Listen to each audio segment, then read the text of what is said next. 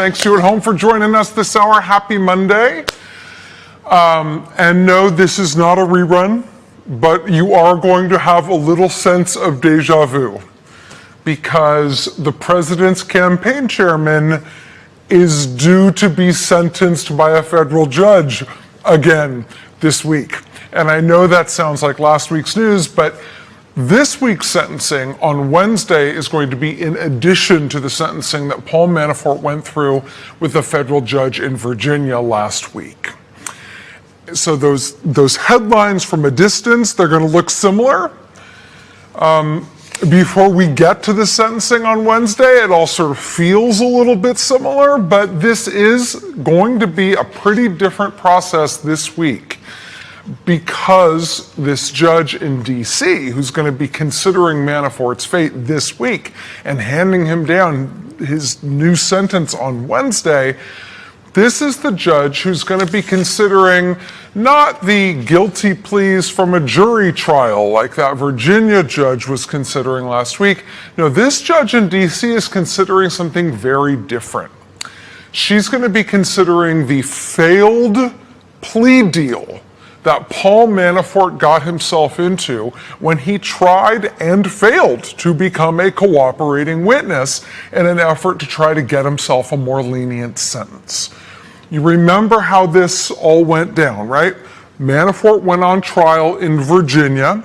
He was convicted on 8 felonies. The jury was hung on 10 others. Manafort had been due for a second federal trial in the neighboring jurisdiction of Washington, D.C. It was on the eve of that second federal trial when Manafort instead jumped, tried this new course. He abandoned his not guilty plea. He said he no longer wanted to go to trial. He started talking to prosecutors. Prosecutors agreed to drop all charges against him in D.C. except for 2 felony conspiracy counts. In exchange, they got not only his pleading guilty, they got him to admit admit that he was guilty even to the 10 felony charges on which he'd had the hung jury in his first federal trial in Virginia. And most importantly, he pledged to cooperate with prosecutors in the special counsel's office. That was the deal Manafort tried to make to save his own skin on the eve of what would have been his second federal trial. And that is what blew up when prosecutors came back to that judge in D.C., to Judge Amy Berman Jackson, and they told her, hey, Judge, don't think of this guy as a cooperator. Do not give him any credit for accepting responsibility for his crimes, for providing meaningful assistance to prosecutors. He's not doing that. Prosecutors came back to the judge after she'd approved this plea deal. And the prosecutors told her, it's off.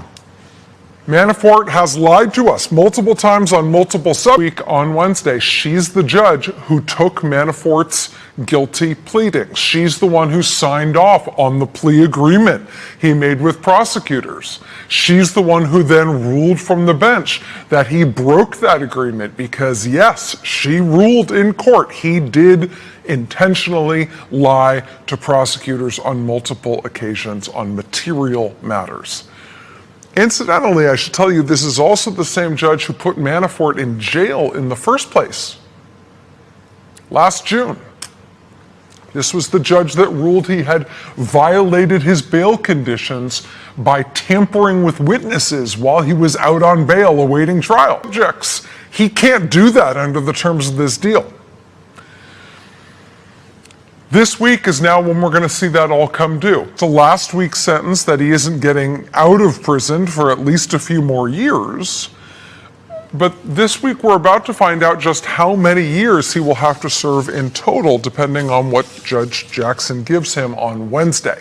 And now, as we head toward that Wednesday ruling, that Wednesday sentencing with that judge, a funny thing is now developing here ahead of this sentencing this week. And it is about Manafort lying to prosecutors and breaching his plea deal and not cooperating. Last year, a reporter at CNBC named Christina Wilkie sort of pulled a rabbit out of a hat. She pulled off a neat trick. And business trips to the former Soviet Union. So not just Russia, but also places like Georgia and Kazakhstan, dating back into the 90s and maybe even beyond. In the wake of that reporting from McClatchy, CNBC got a tip about somebody who had played an important role in multiple Trump building efforts in that part of the world. The tip was that in Georgia and in Kazakhstan and in Russia, the Trump organization, basically the way they'd approach these things is that they'd pitch these big Trump-branded building projects with what amounted to a three-pronged approach. One of those prongs was Trump himself. They'd bring Trump over there himself to get lots of press attention and do events with celebrities. But then they would also bring an architect who would show off possible designs for these potential Trump developments. That was basically their three-pronged approach to making these business pitches overseas in the former Soviet Union. So we know what happened to Donald Trump. He became president. We know what happened to Michael Cohen. He's going to prison. What about the other guy?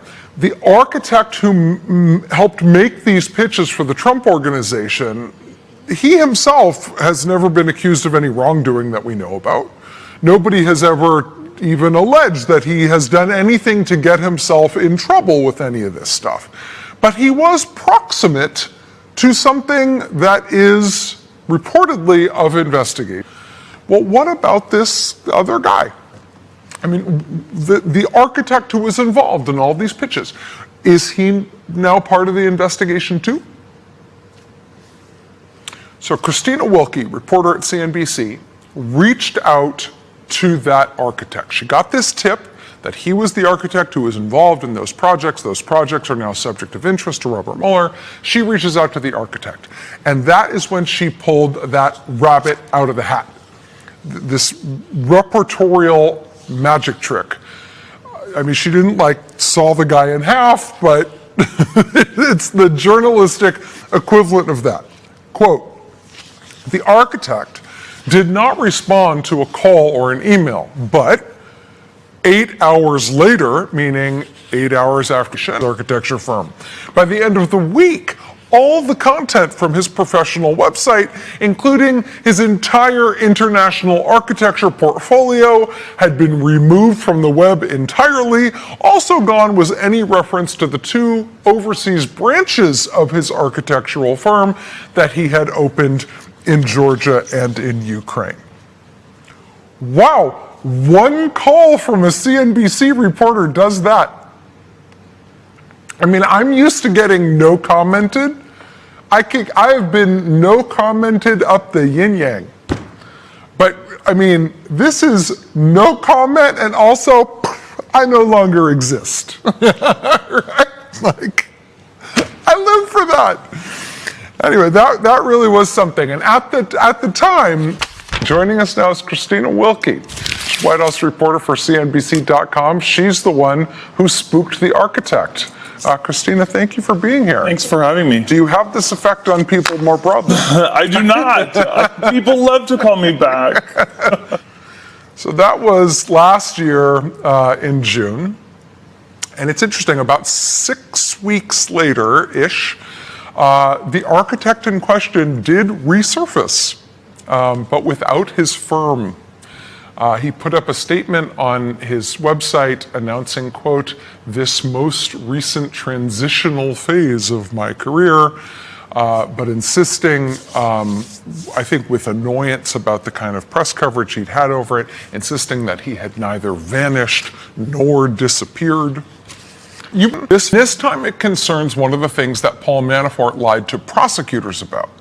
This judge in D.C. that's going to sentence Paul Manafort this week, she ruled that Manafort deliberately lied to prosecutors on 3 different subjects.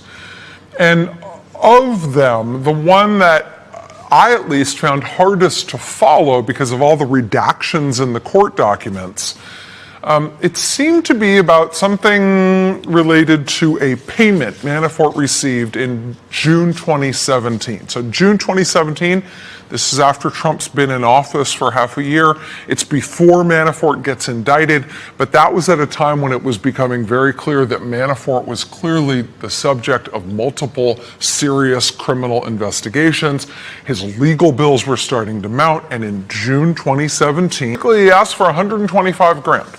Now, the PAC ultimately did not send that money for Paul Manafort's legal defense, but Christina Wilkie at CNBC now appears to have figured out what happened next.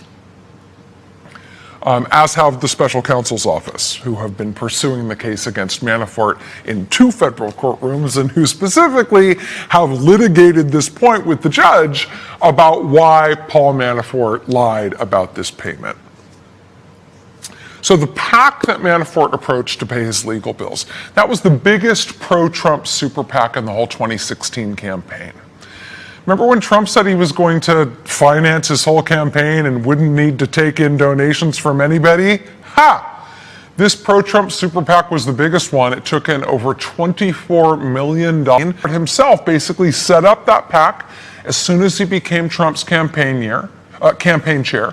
He greenlit the creation of the super PAC, and he installed as the head of it a guy who he had done tons of work with before, a guy who is a long-standing work colleague of Manafort's, dating back decades. He is reportedly godfather to one of Paul Manafort's daughters.